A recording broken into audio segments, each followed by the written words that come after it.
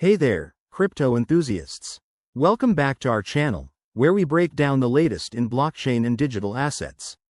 Today, we're tackling a super practical topic: how to transfer Ethereum from Kraken to MetaMask in 2025.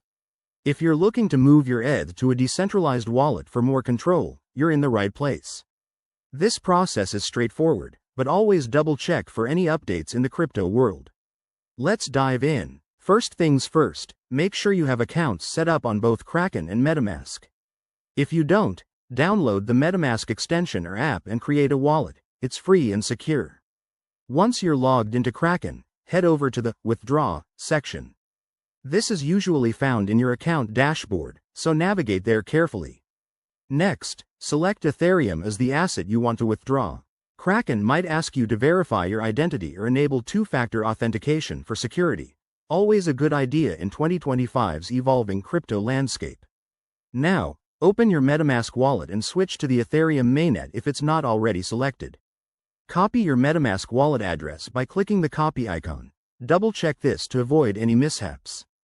Back in Kraken, paste that wallet address into the withdrawal form. Enter the amount of ETH you want to transfer, keeping an eye on any network fees. These can vary, so aim for a balance between speed and cost. Hit Confirm and review the details one last time.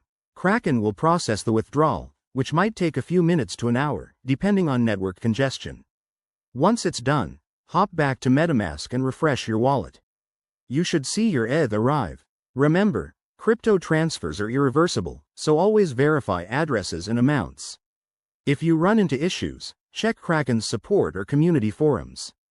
There you have it. Your Ethereum is now in MetaMask, ready for staking, trading, or whatever your crypto adventures hold. If this helped, give us a like, subscribe for more guides, and hit that bell icon. Thanks for watching, and stay savvy out there.